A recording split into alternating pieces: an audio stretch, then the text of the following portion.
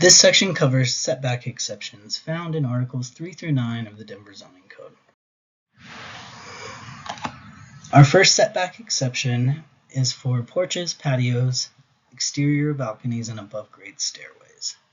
This setback exception has been changed. During the bundle drafting process, the team looked at how flatwork, porches, and patios can overlap and cause confusion and work to remove some of the overlap. For reference, patios are now defined as flat surfaces 12 inches or less above adjacent finished grade. Porches are greater than 12 inches above adjacent finished grade. And we have an existing definition that's carried forward for unenclosed porches. The takeaway here is that we've revised to give greater flexibility for patios, porches, and the rest of this setback exception in the side interior. And now patios may encroach any distance into the rear setback. And here are those definitions that have been added or updated in Article 13. There are two types of pedestrian routes found in the setback exceptions. First, flatwork, and second is barrier-free access structures. For flatwork, our setback exception has generally stayed the same, but the definition has been revised for clarity and to clarify the difference between patios and flatwork.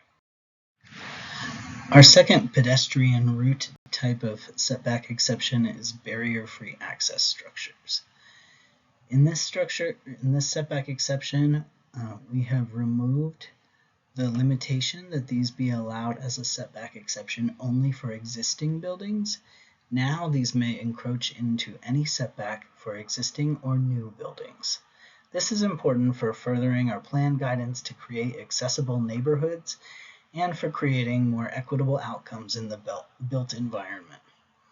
There's also a new definition added in Article 13 that clarifies that these structures are a path of travel that can be approached, entered, and used by all persons, including those with physical or sensory disabilities. These include ramps and their associated landings, railings, wheelchair lifts, and other similar mechanized equipment. The setback exception for solar panels has been modified to call them building-mounted solar panels rather than requiring that they be flush-mounted.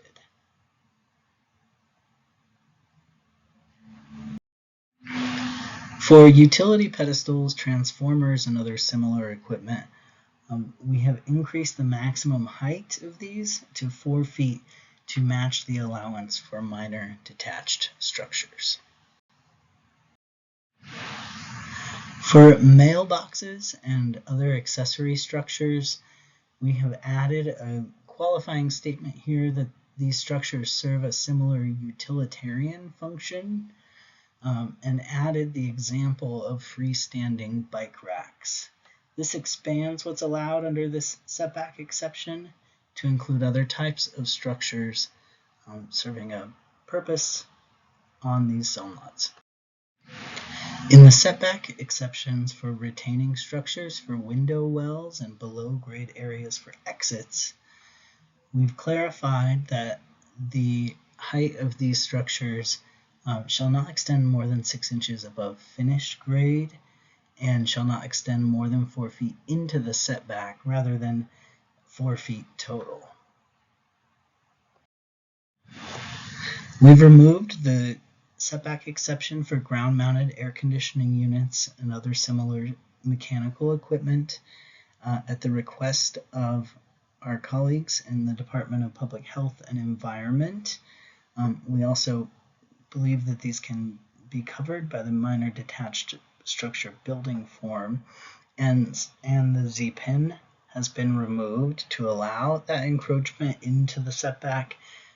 It's simply not allowed any longer, again because of the noise impacts to neighbors.